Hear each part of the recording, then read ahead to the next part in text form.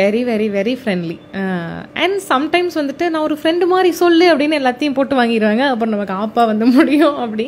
So நான் வந்துட்டு பாதி விஷயம் அக்காட்ட சொல்லுவேன், பாதி விஷயம் அம்மாட்ட சொல்லுவேன் அந்த மாதிரி. ஆனால் எல்லாத்தையும் சொல்லிவிடுவேன் அப்படின்னு சொல்லலாம். வெரி ஃப்ரெண்ட்லி தான். சொல்லப்போனால் ஐ ஆம் பேம்பர்ட் பை போத். 2 பேரும் ரொம்ப எனக்கு சொல்லுவாங்க, ரொம்ப ஸ்ட்ரிக்டாக வளர்த்தாங்க அப்படி இப்படின்லாம் அம்மா சொல்லுவாங்க. அது ஒரு சைடு இருந்தாலும் ஆனாலும் எனக்கு தேவையானது டக்கு டக்குன்னு கிடச்சிரும்னு வச்சுக்கோங்களேன். இப்போ ஏதாவது ஒன்று ஆசைப்பட்டேன்னா ஒன்றா அம்மா வாங்கி கொடுத்துருவாங்க, இல்லை அக்கா சம்பாதிக்க ஆரம்பிச்சதுலேருந்து she is like my second mom. அதனால் எது இருந்தாலும் அது அடுத்த செகண்ட் என் கையில் இருக்கும் அப்படிங்கிற மாதிரி ஒரு பேம்பர்ட் கிட்ட தான் நான் சொல்லுவேன். 2 பேர் செல்லமும். இட் இஸ் நாட் லைக் அம்மா தான் ஃபர்ஸ்ட் அக்கா தான் ஃபர்ஸ்ட். அங்கே இல்லைனா இங்கே இல்லைனா அங்கே ரொம்ப ஜாலியான பொண்ணு. சின்ன வயசுலலாம் ரொம்பவே ஸ்ட்ரிக்டாக அம்மாலாம். நாங்கள்லாம் வந்துட்டு அடி வாங்காத இடமே இல்லை, அப்படியே மிதி வாங்காத இடமே இல்லைங்கிற மாதிரி ரொம்பவே இது. அண்ட் ஆல்சோ ஒரு 12th காலேஜ் செகண்ட் இயர் வரைக்குமே எனக்கும் எங்கள் அக்காவுக்கும் பயங்கரமாக சண்டை வரும்.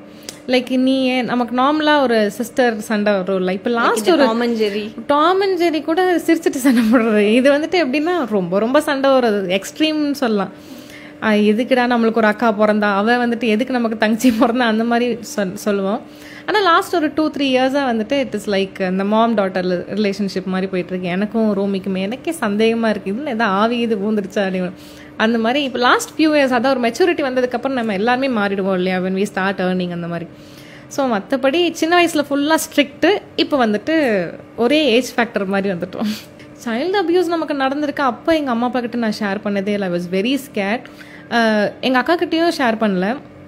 ஒரு லிமிட்டுக்கு மேலே அது ஒரு லிமிட்டை தாண்டி போகும்போது வேறு வழி, ஏன்னா எங்கள் ரிலேட்டிவ்குள்ளேயே இருந்தனால ஐ வாஸ் மாற்றி வைக்க முடியல. ஏன்னா திருப்பி அதே வீட்டுக்கு கூப்பிட்டு போகிறாங்க. அப்போ நம்ம ஏதாவது ஒரு இடத்துல சொல்லி தானே ஆகணும் ஐம் கெட்டிங் அப்யூஸ்டுங்கன்னு. ஸோ அதனால எங்கள் அக்கா கிட்ட சொன்னேன். அதுக்கப்புறம் she is like extremely emotional, extremely loving. அவளுக்கு வந்து தாங்க முடியல.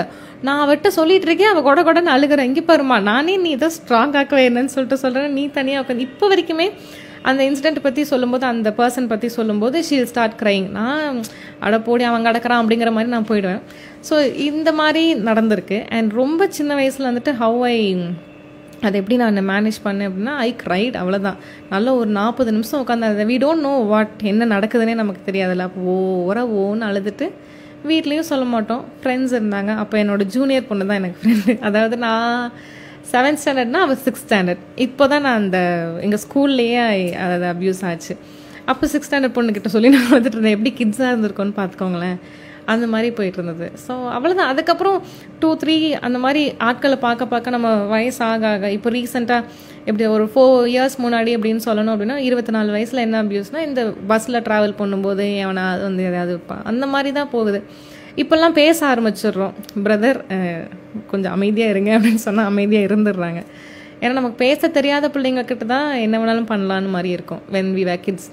இப்போல்லாம் வந்துட்டு டீசெண்டாக நான் ஒன்றும் கத்தி கூப்பாடு போடுற பர்சனும் இல்லை. மேபி அதுவும் நல்லது தான். நான் வி மஸ்ட் அந்த வாய்ஸ் அவுட் பண்ணணும். ஆனால் ஐ வில் பி லைக், வந்தாங்கன்னா பிரதர் சாரி அப்படிலாம் பண்ணக்கூடாது அப்படின்னா டீசெண்டாக போயிடுறாங்க. This is how it is working now. So that's it.